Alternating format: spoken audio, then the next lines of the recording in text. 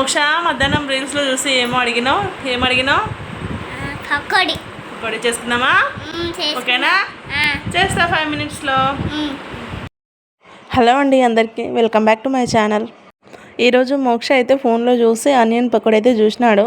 ఇంకా అది కావాలని రెసిపీ అయితే అడిగినాడు. అదైతే ట్రై చేస్తున్నాను. ఎలా వస్తుందో మీరు కూడా చూసేయండి. ఇంకా ప్రాసెస్లోకి వెళ్ళిపోదామా? ఇంకా దానికోసం అయితే ఆనియన్స్ అయితే పొడవుగా అయితే కట్ చేసి పెట్టుకున్నాను. దాంతోపాటు మిర్చి కూడా అయితే కట్ చేసి పెట్టుకున్నాను. ఉల్లిపాయ పకోడీకి అయితే ఎప్పుడైనా కూడా మనం ఆనియన్స్ పొడుగునే అయితే కట్ చేసుకుంటాం కదా, అవి అయితే గిన్నెలో అయితే వేసాను. దీంట్లో అయితే కొన్ని టిప్స్ కూడా చెప్తాను, మీరైతే లాస్ట్ వరకు స్కిప్ చేయకుండా చూడండి, మీకే అర్థమవుతుంది. ఉప్పు, పసుపు, కారం, జీలకర్ర, నా దగ్గర అయితే వామ్ అయితే లేకుండా, ఇంక అందుకని జీలకర్ర ఉంటే జీలకర్ర అయితే వేసుకున్నాను. ఇంకా నేనైతే శనగపిండి ముందే ఎక్కువ వేసి అంతా కలిపేసి అయితే చేయలేదు. చూడండి మీరే నేను ఎలా చేస్తానో అర్థమవుతుంది. ఇంకా ఉల్లిపాయలకైతే మనం వేసినవన్నీ బాగా కలిపేటట్టు కలుపుతున్నాను. ఇప్పుడైతే శనగపిండి అయితే వేసుకోవద్దు.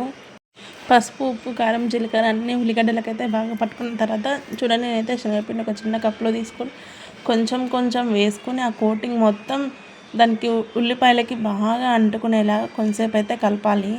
మనం యాక్చువల్గా నార్మల్ బజ్జీ కానీ నార్మల్ ఆనియన్ పకోడీ కానీ ఆనియన్ బజ్జీ ఉంటుంది కదా, అవి ఎట్లా చేస్తాము అంటే ఉల్లిపాయలు కోసేసి ఇంకా శనగపిండి వేసి వాటర్ వేసి కలుపుతాం. నేను ఇక్కడైతే ఒక్క చుక్క వాటర్ కూడా వేయలేదు, ముందైతే అది కలుపుతున్నాను.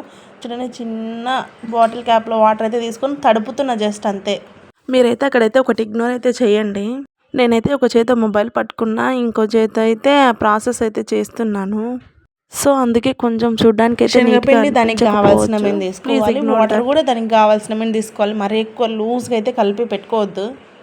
చూడండి నా టెక్స్చర్ ఎలా కనిపిస్తుందో. నిజంగా చెప్తున్నా, పకోడీ అయితే చాలా అంటే చాలా టేస్టీగా వచ్చింది. ఇంకా కడాయిలో అయితే ఆయిల్ పోసి వెయిట్ చేస్తున్నాను. ఇక్కడైతే మరీ హైలో పెట్టుకోవద్దు మంట, మరీ సిమ్లో పెట్టుకోవద్దు, మీడియం సైజులో అయితే పెట్టుకోవాలి. హైలో పెడితే ఏమవుతుందంటే తొందరగా మాడిపోతాయి, సిమ్లో పెడితే వేగవు అనమాట. మిడిల్లో పెట్టుకొని చేసుకోవాలి ఈ పకోడా మొత్తం. ఇంకా చూడండి దాని కలర్ అయితే ఎలా వచ్చాయో. నేనైతే అసలు దీంట్లో సోలా పొడి అంటారు, ఇక్కడ వంట సోడా ఉంటుంది కదా, అదైతే అస్సలు వేయలేదన్నమాట.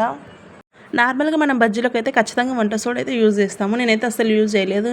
అసలు నిజంగా నాకైతే బయట కొనుక్కొచ్చిన టేస్ట్ మాదిరిగానే ఉన్నాయి. మాకైతే చాలా బాగా నచ్చినాయి. లాస్ట్లో అయితే మీరే చూడండి మా మోక్ష మాటల్లో వాడు ఎంత మంచిగా చెప్పినాడో. ఇంకా ఈరోజు వీడియో అయితే ఇదేనండి. ఈ వీడియో కనుక మీకు నచ్చినట్లయితే please like, share and subscribe to my channel. అలాగే వీడియో ఎలా అనిపించిందో కూడా కామెంట్ అయితే చేయండి. Thank you for watching. See you in the next video. Bye.